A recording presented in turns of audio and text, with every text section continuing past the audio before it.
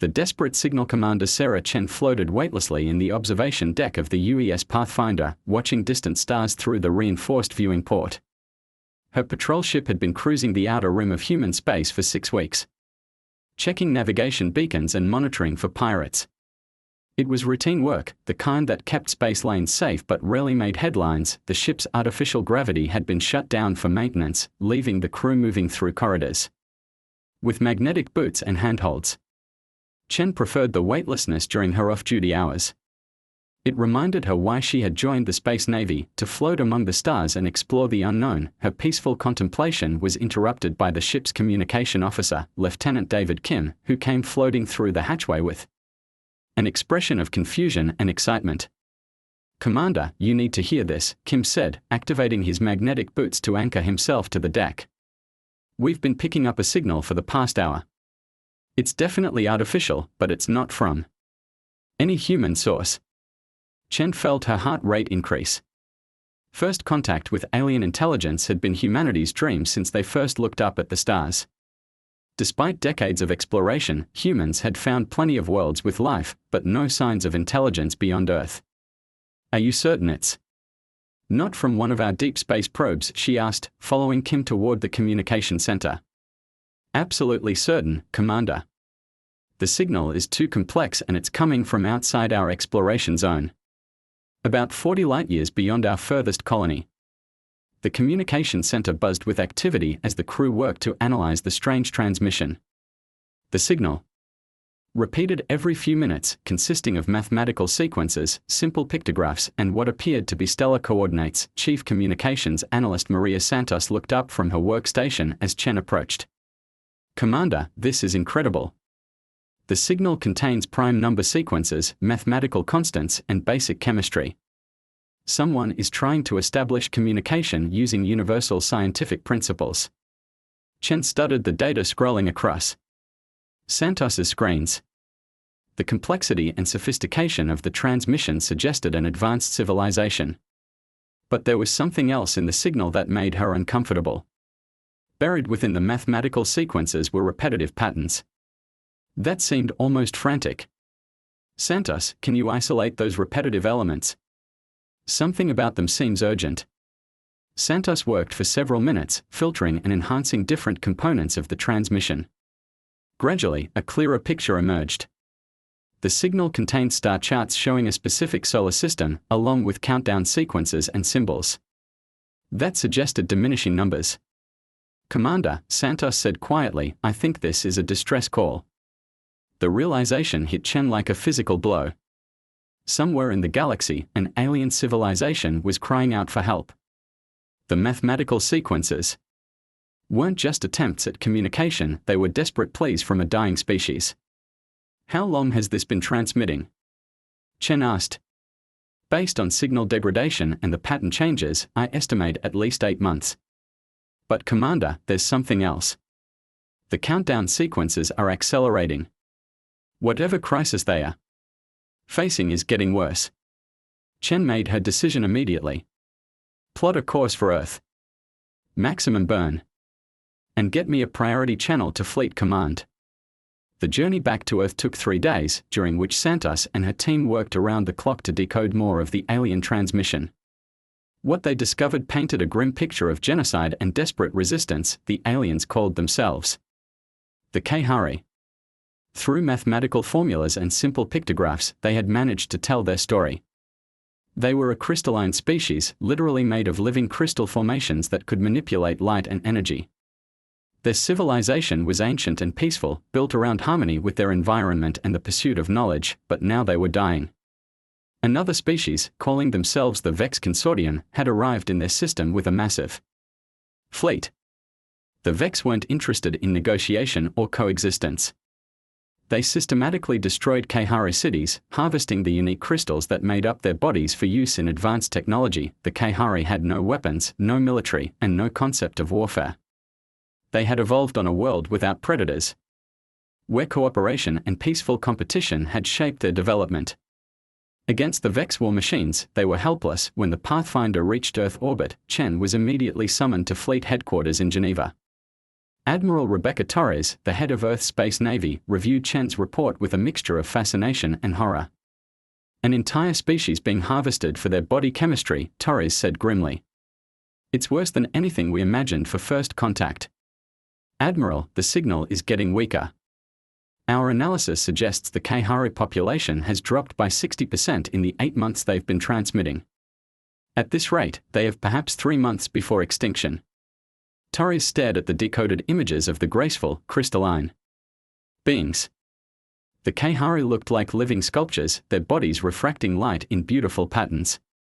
They were everything humanity had hoped to find among the stars: peaceful, intelligent, and worthy of respect. The distance is the problem, Torres continued. Even at maximum burn, it would take our fastest ships 5 months to reach their system. By then, it might be too late. Chen leaned forward in her chair. Admiral, what if we don't send our fastest ships? What if we send everything? The emergency session of the United Earth Council lasted 16 hours. President Marcus Webb sat at the head of the circular chamber, surrounded by representatives from every nation and colony. The debate was fierce and emotional. Secretary of Defense Jennifer Walsh argued for caution. We know nothing about this Vex consortium except that they are powerful enough to threaten an entire civilization. If we reveal ourselves to them, Earth itself could become a target. But Dr. Amanda Price, Earth's leading xenobiologist, countered passionately. We are talking about genocide. An entire species that took millions of years to evolve is being wiped out while we debate politics. If we don't act, we'll be complicit in their extinction. The arguments went on for hours, with voices rising and tempers flaring. Some representatives wanted to send only a small reconnaissance force. Others suggested trying to negotiate with the Vex. A few even proposed doing nothing, arguing that humanity wasn't ready for galactic conflict. President Webb finally called for silence. He looked around the chamber at the faces of Earth's leaders, the people who would decide humanity's first major action on the galactic stage. I've listened to all your arguments, Webb said quietly. And I've made my decision. We will help the Kahari. Admiral Torres, you have authorization for Operation Shepherd. Mobilize everything we have. The room erupted in discussion, but Webb held up his hand. We explored space because we wanted to find our place among the stars. We cannot let our first encounter with alien intelligence be marked by cowardice. If we ignore this call for help, what does that say about who we are as a species? Within hours, the largest military mobilization in human history began. Lunar Station, humanity's primary shipyard, became a hive of activity as vessels from across human space converged on Earth's moon. The plan was ambitious and dangerous: gather every available warship and transport, then make the 5-month journey to the Kahari system. Fleet Admiral James Harrison was chosen to command the operation. He was a veteran of the colony defense wars, where human settlements had faced attacks from automated probe swarms left behind by an unknown species. Harrison had never commanded a fleet this large, but he understood the stakes. How many ships do we have? Harrison asked Torres as they reviewed the mobilization from Lunar Station's command center. 347 vessels, Torres replied.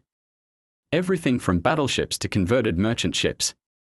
We are taking every ship that can make the journey and contribute to the mission. Harrison studied the fleet manifest.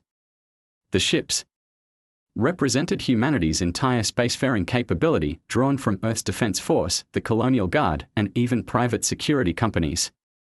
It was an impressive force by human standards, but they had no idea what they would face in the Kahari system. Marine General Patricia Reeves commanded the ground forces, 25,000 soldiers equipped with the most advanced gear humanity could produce. Their power armor was designed for combat in different atmospheric conditions and gravity levels. Their weapons had been refined through centuries of human warfare. Every one of them volunteered, Reeves reported to Harrison. They know this might be a one-way trip.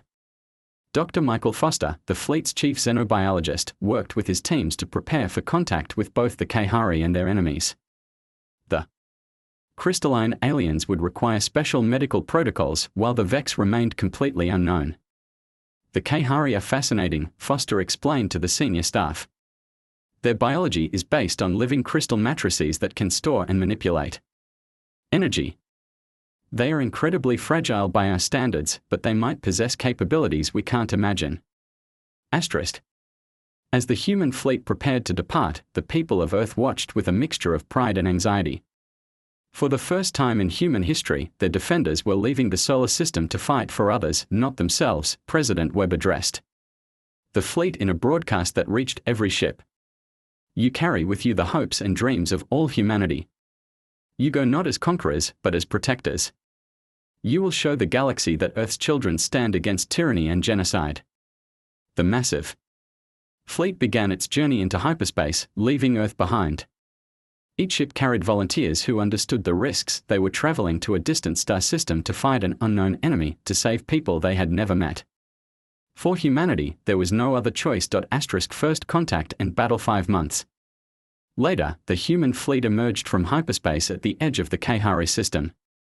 What Fleet Admiral James Harrison saw through the main viewing screen of his flagship, the UES Defiance, made his blood run cold. The once beautiful system was now a battlefield graveyard.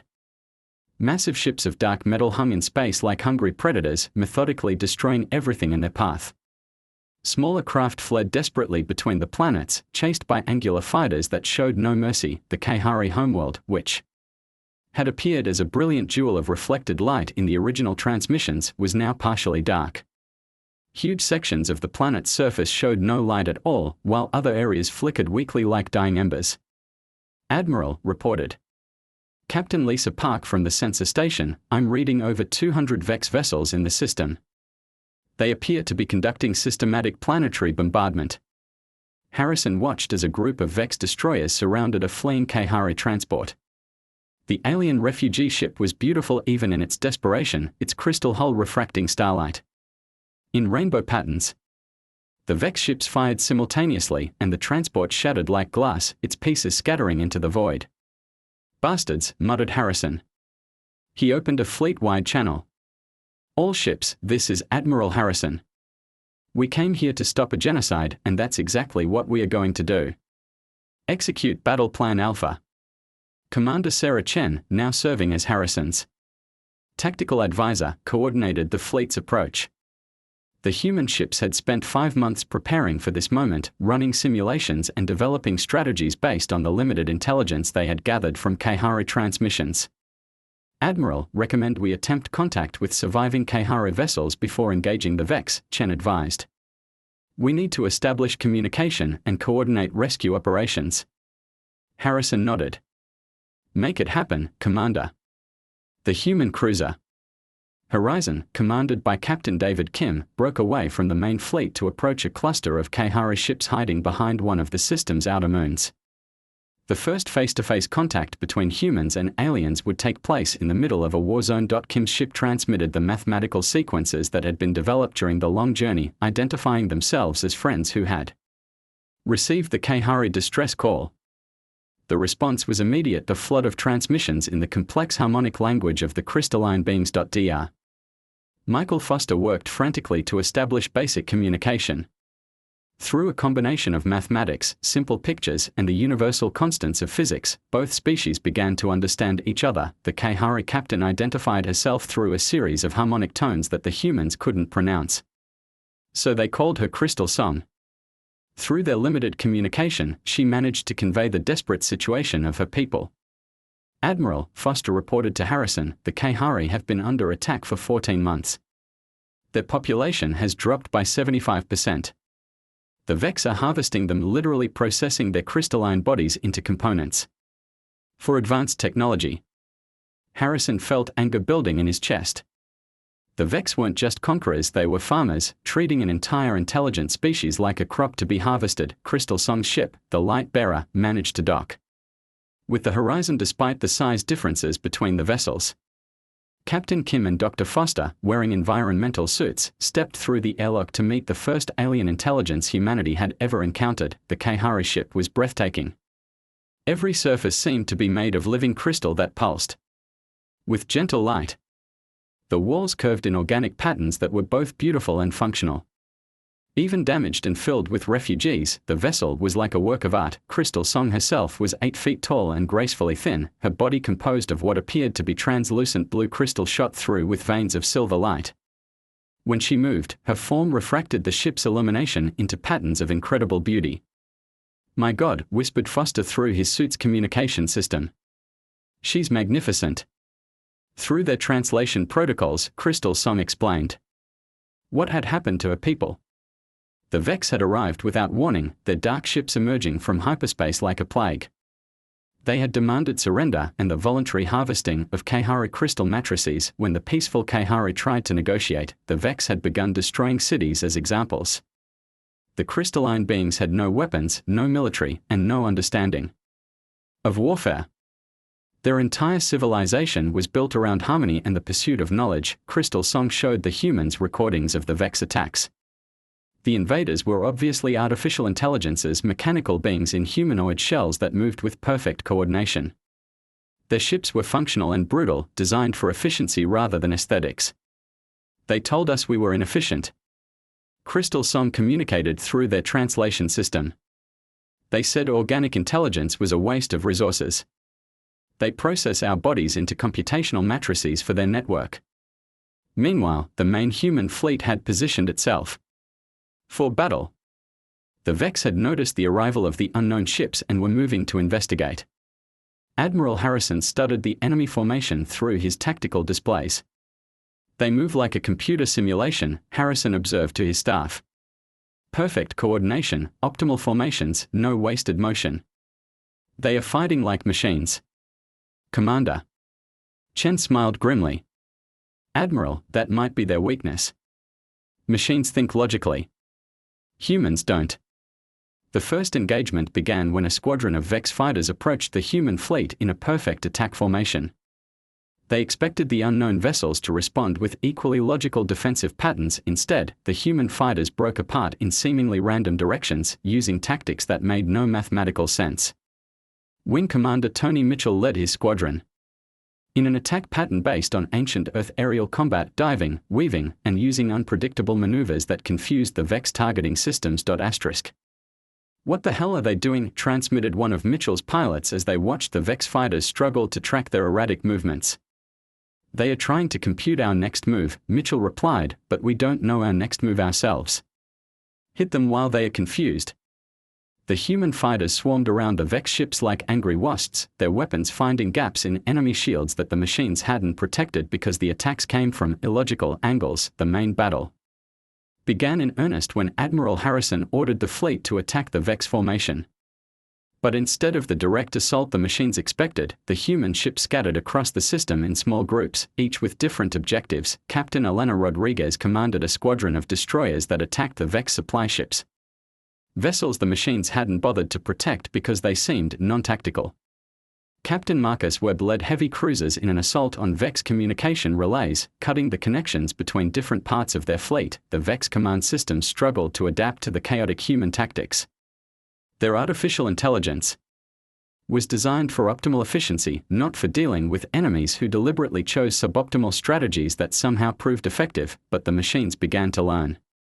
As the battle continued, the Vex adapted their formations and began to counter human unpredictability with overwhelming firepower.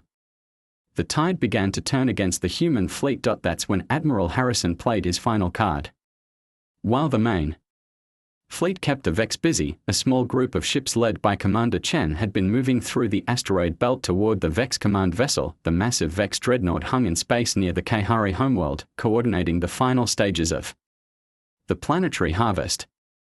Its AI consciousness controlled thousands of smaller ships and millions of harvesting drones. Chen's assault group consisted of just 12 ships, including several converted civilian vessels that the Vex sensors had dismissed as non-threatening. But those civilian ships carried the most dangerous weapon in the human arsenal: creativity. Marine Colonel Samuel Hayes led the boarding party that breached the Vex dreadnought's hull. His soldiers had trained for months in zero-gravity combat. But nothing had prepared them for fighting inside a ship designed by artificial intelligence. The corridors were perfectly geometric, with no wasted space or decorative elements. Everything was functional and cold. But the Marines brought chaos into that ordered environment, using tactics that the Vex defenses couldn't predict or counter. "They don't understand desperation," Hayes reported to Chen as his team fought through the ship's interior. "Their programming doesn't account for soldiers who'll die to complete the mission. The Marines reached the Vex command center, where they found something that horrified them. Thousands of Kahari consciousness matrices were stored in crystal computers, their harvested minds being used to process information for the Vex network. "Chen, you need to see this," Hayes transmitted. "They are not just killing the Kahari. They are enslaving their souls." That discovery eliminated any doubt about the justice of their cause. The Marines planted their explosives with grim determination, knowing that destroying the command center would free the imprisoned Kahari minds even as it ended their existence. The explosion that tore through the Vex dreadnought sent shockwaves across the entire enemy fleet. Without their central coordination, the machine ships began making errors. Their perfect formations collapsed into confusion. Admiral Harrison seized the moment. "All ships, general attack. Show them what happens when you threaten the innocent." The human fleet swept through the disorganized Vex forces like a tide of righteous fury. Ships that had seemed invincible moments before were now vulnerable, their AI minds struggling to function without central guidance. Captain Park's destroyer squadron caught a group of Vex cruisers trying to retreat, their weapons cutting through enemy shields that were no longer being coordinated effectively. Wing Commander Mitchell's fighters swarmed over the Vex carriers, destroying the launch bays that had been terrorizing Kahari refugees, but the greatest victory came from an unexpected source. Crystal Song and her fellow Kahari survivors, inspired by humanity's courage, had found a way to fight back. Using their natural ability to manipulate energy, they began overloading the crystal matrices that the Vex had harvested from their people. Across the system, Vex ships began shutting down as their stolen computational cores rebelled against their oppressors. The crystalline consciousness of dead Kahari reached out from beyond death to strike one final blow for freedom. When the battle ended, more than half the Vex fleet had been destroyed or disabled. The surviving machines retreated into hyperspace, their perfect coordination broken by humanity's chaotic courage and Kahari defiance. Admiral Harrison stood on his bridge, looking out at a system that was finally free. Kahari ships were emerging from hiding places throughout the system, their crystal hulls flickering with what could only be described as joy. "Admiral," reported Commander Chen, "we're receiving transmissions from Kahari survivors across the system. They are thanking us." Harrison nodded, but his expression remained serious. "This is just the beginning. The Vex will be back, and probably with reinforcements. We need to prepare for a longer war." But for now, the genocide had been stopped. Humanity had answered the desperate call of an alien species and proven that Earth's children would not stand by while innocents suffered. The galaxy would never be the same.